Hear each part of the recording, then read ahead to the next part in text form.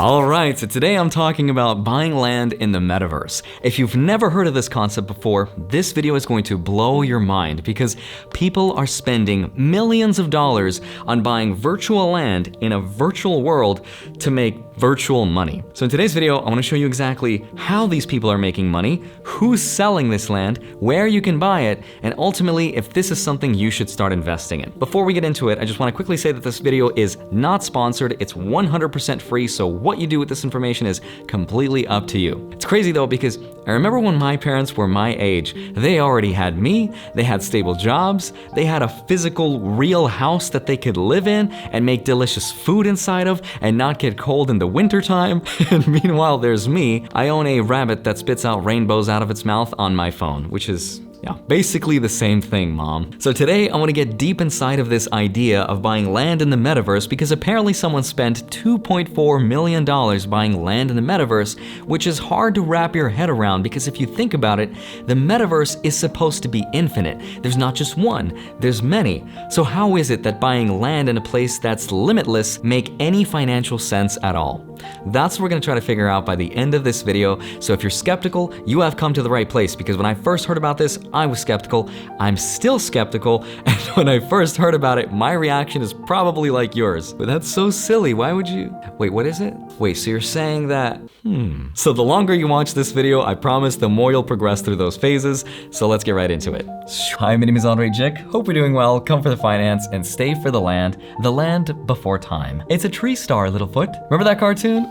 Alright, so it's not Land Before Time, but it is land inside the metaverse, which is kind of like land inside the physical world, except it isn't because you can't physically go there. So let me share with you some mind-blowing numbers as far as how much money people are spending on it, and then we'll get into the cool stuff. So the first one is from the Metaverse Group, which is a Canadian real estate investment company in the digital space that bought 116 parcels of land, each about 52.5 square feet, for a grand total of 6,090 square feet, which is not huge. Just for context, that's roughly the size of 3 tennis courts or about 1 basketball court, or a little bit bigger because a basketball court is about 4,700 square feet. And for that amount of land, they paid 618,000 mana, which is another cryptocurrency that by today's valuation is worth roughly $3 million.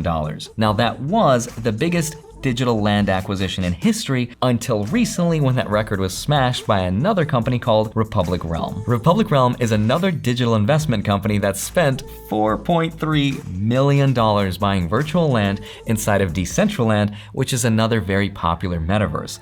It's also the same company that created the ultra luxurious Metaflower, which is a mega yacht with a hot tub, a DJ booth, and 2 helicopter landing pads, and all it's missing is Doug DeMuro to review its quirks and features. Now, someone bought that yacht for 149 Ethereum, worth about 650,000 US dollars, which is crazy to me because this year I bought a house for just a little bit more than that. Now, don't get me wrong, a house is kind of cool and all, but it's nowhere near as cool as this yacht that lives permanently on my phone and can do this, look. Oh snap. No, I'm just kidding. But seriously, people are spending an insane amount of money on non-real, non-physical assets, and on the surface, it looks as though it's driven purely by hype and speculation, and I want to get to the bottom of it to see if we're in a bubble or if there's something more to it than that, because the answer actually shocked me. According to Grayscale Trust, which by the way is a group of really wealthy investors, they say the metaverse is a $1 trillion opportunity. That's $1 trillion in revenue per year. Right now, no company in the world comes even close to making that kind of money, and the land is supposed to play a big part of that revenue in the metaverse. So the question is, how is buying something that is limitless supposed to make you money? The answer is, it's not limitless. There's a limited amount of this digital land, the same way that there's a limited amount of digital bitcoins. Just because they're digital doesn't mean there's an infinite amount of them. If we compare that to real physical land, you'll start to kind of see the difference because physical land seems like it has an advantage, right? Because right now we have real world applications. Physical land is something we can use agriculture for, we can build houses on top of, we can host live events. There's lots of things we can do with land. And land in the physical world is not infinite. There's clearly a limited amount of land, so it should be valuable, right? But it's not always valuable. Take a look at this example. If you want to buy 1 whole acre in New Mexico that's here in the US, you could do that right now for $50. If that's not enough and you want 12 whole acres, which is the equivalent of about 9 football fields, you could do that right now for a whopping $450. The point is, not all land, even in the physical world, has any value, in that it depends on the location and its network effect. Now, when it comes to making money from this virtual land, the strategy right now, at least the short-term one, is to buy the land and to sell it to someone who wants to pay you more money for it, which can sometimes work. But the long-term strategy, and the real reason that people are spending millions of dollars on land, is because they are speculating that someday the land they own will become a place where people come together by the millions, kind of like Facebook is today. Kind of like where Central Park was decades before anyone knew what Central Park would eventually become. So they are speculating that their land will eventually become that place. Now, a way to make money with this land is to charge fees to people that come here. So for example, if you want to host live events, you can charge fees for people that go there. You can also lease your land to someone else and let them take care of it while you charge them fees. Or you can actually host live events with video games or even live concerts. A great example is Justin Bieber, just last month in November, put on a free concert in the Metaverse. Now, it was mostly a publicity stunt for the company that created it, but a lot of people tuned in from all over the world to watch Justin Bieber sing in the Metaverse live. And it wasn't perfect, but people enjoyed it more than they thought they would, because who would have guessed that people don't always want to go to a live concert considering everything that's going on around the world. So this land has real-world practical applications too. Another great example is Snoop Dogg, the D-O-double-G himself, partnered with Sandbox to build a virtual mansion that will house his NFT collection. People can go up to it and walk through it, interact with him, and he'll eventually put on concerts for them. And you can even buy land all around his mansion, which, love that or hate that, has a lot of value to a lot of people. All of this stuff will be a part of how people will make money with land in the metaverse. But this next part is where they'll make most of that money. And that is video games. Here's a great example. There's a super popular video game that's called Axie Infinity. Now this game has over 360,000 players all around the world, with roughly 40% of those people coming from the Philippines and many others coming from Africa. Now this game is known as play to earn, and it's played on the blockchain, and for playing this game successfully, people earn something called SLP, or Smooth Love Potion, which has real dollar value behind it. And here's why that's so important. Let's look at Ghana, which is a country in West Africa with a minimum wage of $2.05 per day. The living monthly wage there is $111.50, but get this, the average Axie Infinity player in Ghana is making anywhere between $140 to $420 a month. That is incredible. Video games like Axie Infinity are literally changing lives all around the world, and imagine what they'll do once they go global and get to the size of games like Minecraft and Valorant and League of Legends and Dota and whatever else kids play these days. Still playing Kingdom Hearts, what's up? But the way that land is integrated into these video games is that game developers create these plots of land as NFTs, non-fungible tokens for players to buy that they can upgrade, that they can farm, they can level up their creatures on and upgrade them, ultimately making them more money with. And you laugh now, but the highest plot of land sale in the land of Axie Infinity, which is called Lunacia, sold for $2.5 million. It was what's called a Genesis plot of land, and there was only 220 ever made, and it came with its own special perks and benefits for players to level up their creatures with. If I was a kid and I played Final Fantasy VII as a play-to-earn game, I would have spent all of my parents' money playing inside the Golden Saucer, because that's where I spent most of my time, and that attention is extremely valuable, and companies will pay insane amounts of money for that. If you're still not convinced though, there's something else called crypto voxels, which is another very popular metaverse that's based on the Ethereum blockchain, which allows the people that own land there to create virtual museums and galleries to display their NFTs. So imagine going to a museum or gallery with some of the most expensive NFTs ever bought and sold.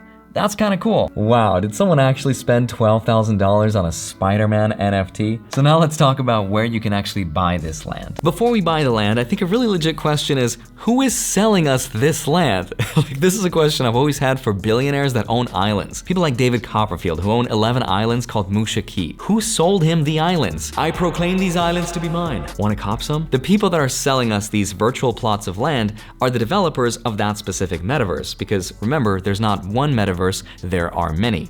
One popular one is Lunacia from the game Axie Infinity that I told you about. But when most people talk about buying land in the metaverse, they're usually referring to the two most popular ones. The first place is called Sandbox, and it was created in 2012. They have a limited amount of 166,000 plots of land. So again, it is limited, and their focus is on allowing their users to create their own NFTs and video games, which is pretty cool. They partnered with people like Snoop Dogg, Ubisoft, SoftBank, and OpenSea, and they raised over $93 million in their first round of funding, so very funded.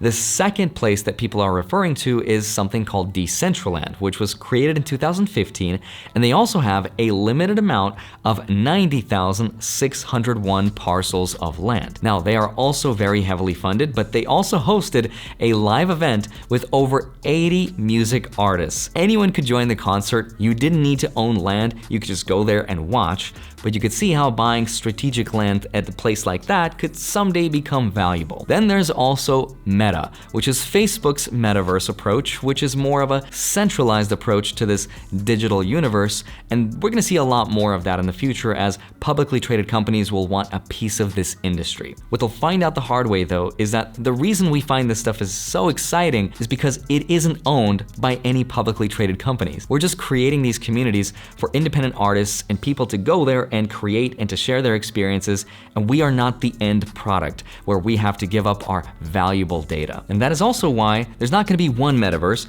There are going to be many that are competing for your attention and what you find most valuable. But now let's talk about some of the risks and downsides to investing in it. Don't get me wrong, it's a great idea to be early as an investor, but there is a phase of technology when it's just too early. And as of right now, I've never heard of anyone, or I don't know anyone personally that's ever made money through owning land. Now, yes, I've heard of people buying and selling land by flipping it to someone else, but as far as real world utility is concerned, I haven't seen it to the degree that it's super profitable just yet. At the end of the day, the metaverse is a high fidelity version of a website. Maybe it's VR.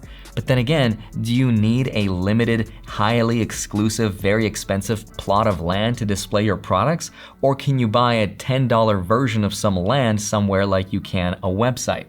It's just too early to tell. That's why most investors we hear about are multi-million-dollar investors that can speculate and throw in a couple $1,000,000 because if they lose, it's no big deal. But if they win big. You have to bet big to win big. For me, it's just too early. If there's one thing that you take away from this entire video, let it be this next part, which is the lesson about the $1 million homepage. Take a look.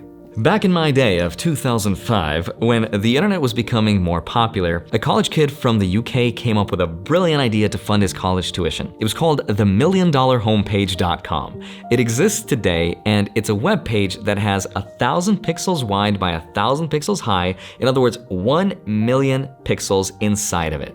Anyone could buy a tiny little pixel to advertise their company or their service. The idea of this spread like wildfire around the internet. People thought, this is so brilliant.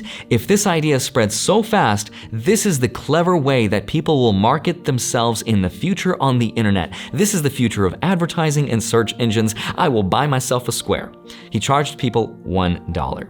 Before you knew it, all of the squares were sold out, and it made Alex $1 million.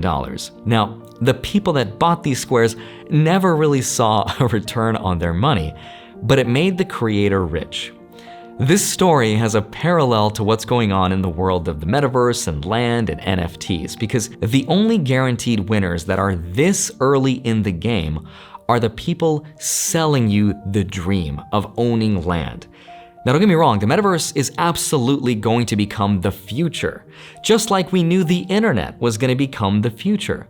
But what we didn't know was how the internet would look like in the year 2021, in the same way that we have no idea what the metaverse will look like 10 years from now. we could guess, but most people are gonna end up being wrong. I'm almost positive that the young kids playing games like Axie Infinity and buying plots of land today are going to become the future millionaires of tomorrow. It's just too early to say who they are or when that will happen, so in the meantime, if you want to learn more about NFTs, come check out the Magic Club. I just launched it. It's a Discord where I go live every 2 weeks. I give away NFTs, I show you what I'm buying. It's an awesome community for all the Omi homies to get together and learn, and I hope to see you there. In the meantime, enjoy the rest of your day, smash that like button, subscribe if you haven't already, go grab up to $250 worth of free Bitcoin from BlockFi, blockfi.com/Andre, grab your 2 free stocks with Webull, go track them automatically, links are down below. Love you, thank you so much for watching this video. I'll see you back here on Monday and Friday, sometimes a Wednesday. See you soon, bye-bye.